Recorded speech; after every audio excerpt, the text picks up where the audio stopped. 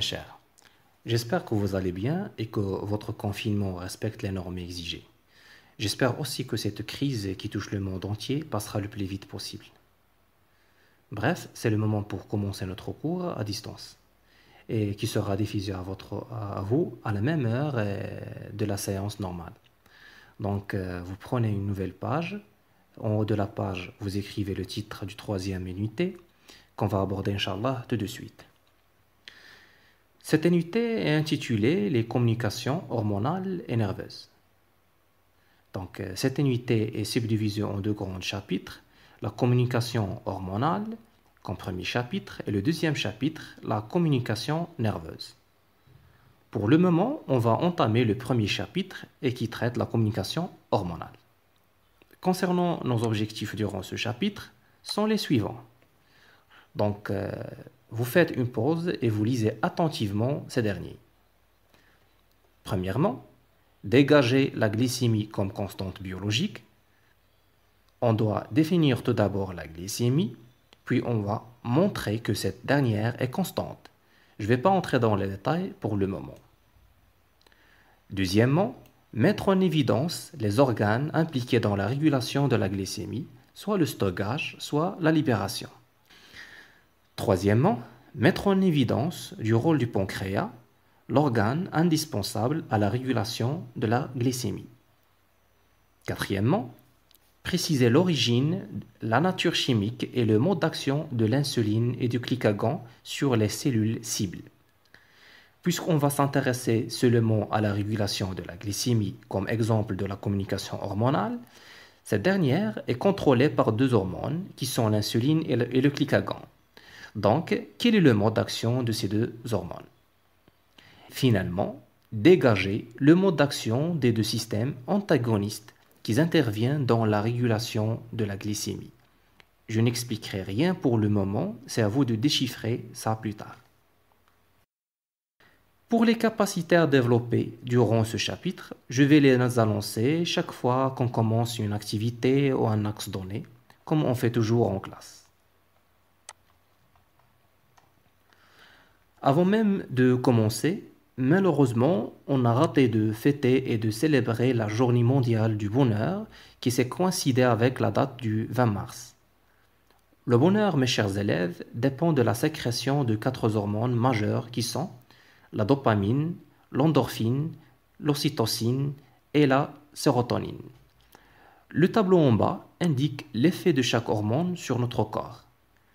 Autrement dit, l'état ressenti lorsqu'une ou plusieurs de ces hormones sont sécrétées. La dopamine, c'est l'hormone qui te rend heureux ou heureuse lorsque tu trouves ce que tu cherches. L'endorphine, c'est l'hormone qui nous aide à oublier les douleurs.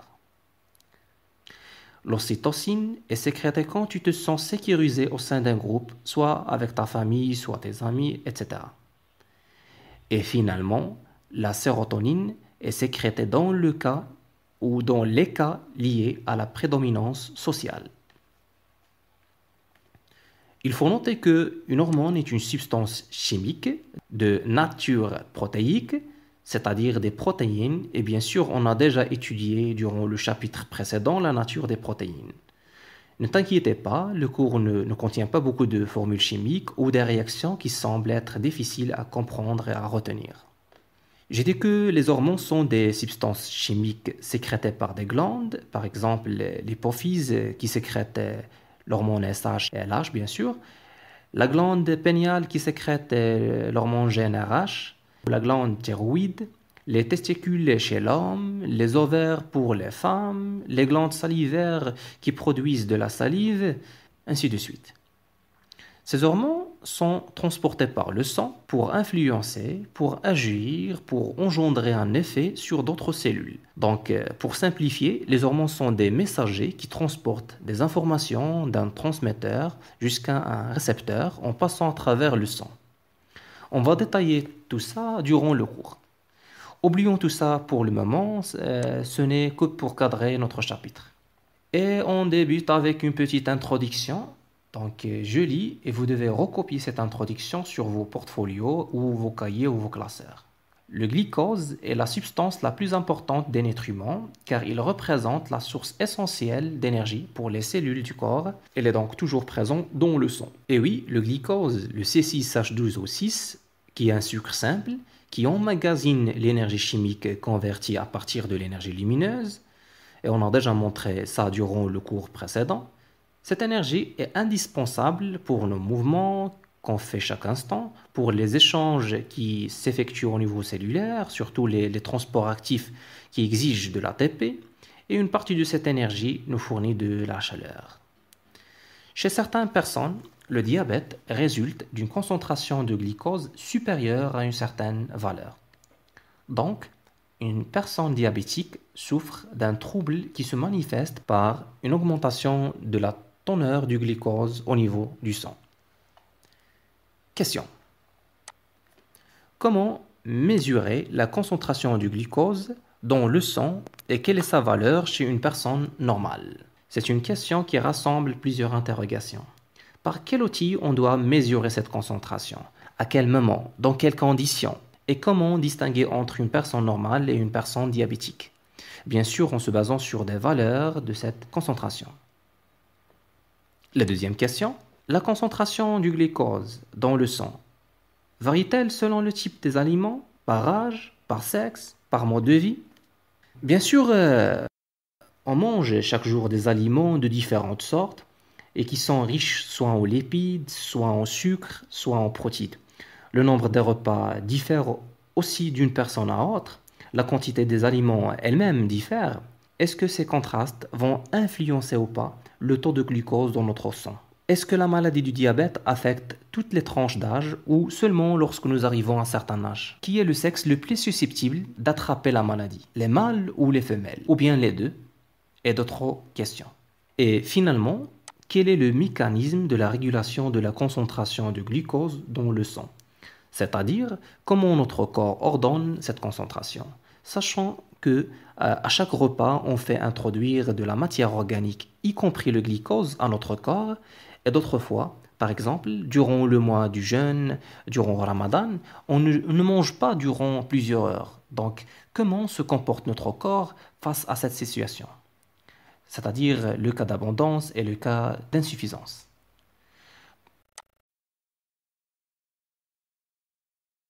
Vous notez comme premier axe en rouge, premièrement, la glycémie, deux points, des données scientifiques. Et comme sous-axe, la mesure de la concentration du glucose dans le sang, document 1.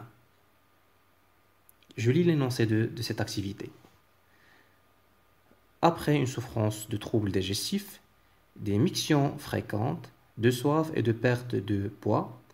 Bien sûr, le mot le plus difficile, c'est les mictions. Les mictions, c'est le fait de faire pipi plusieurs fois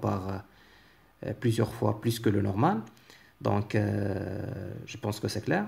Maintenant, un patient a rendu visite au médecin qui lui a conseillé d'effectuer une analyse de sang.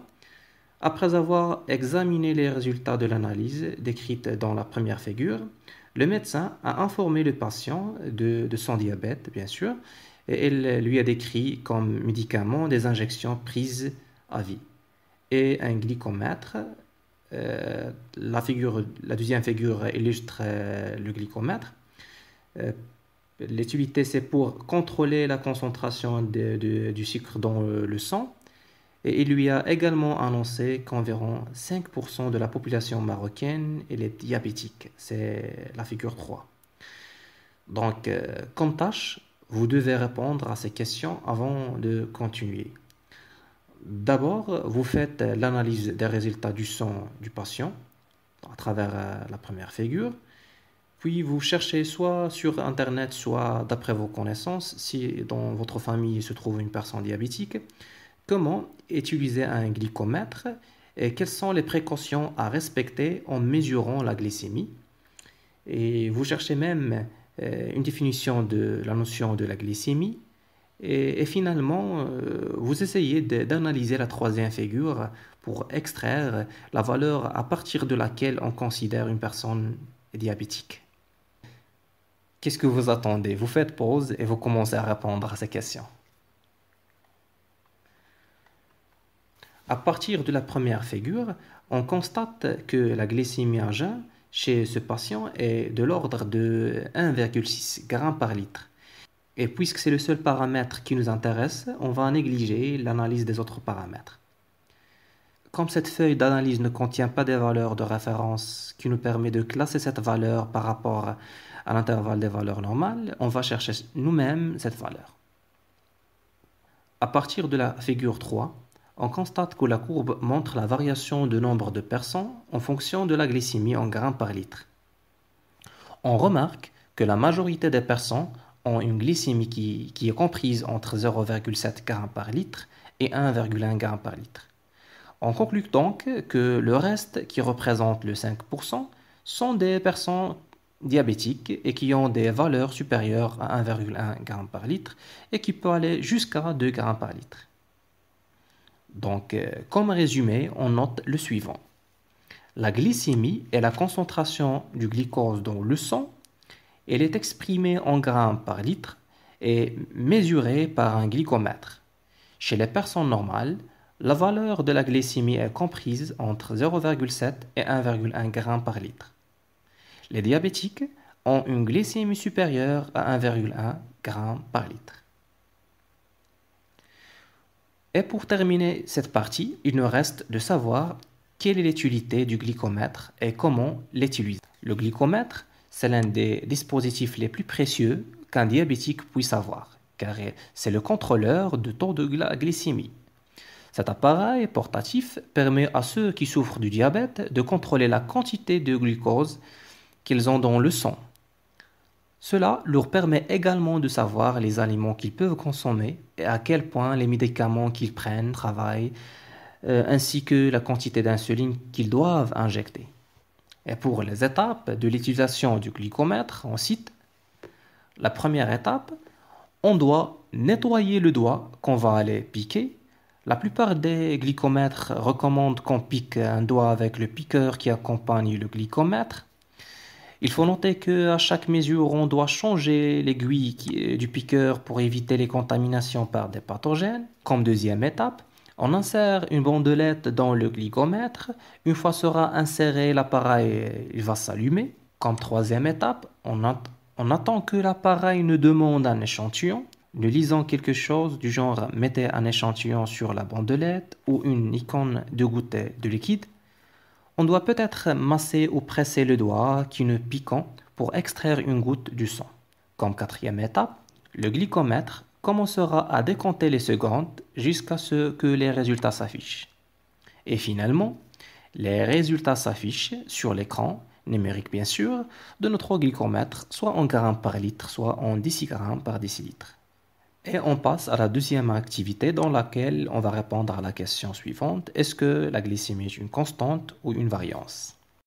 On a vu précédemment que les individus consomment des repas qui diffèrent par la quantité et la qualité, c'est-à-dire la nature de la matière organique digérée.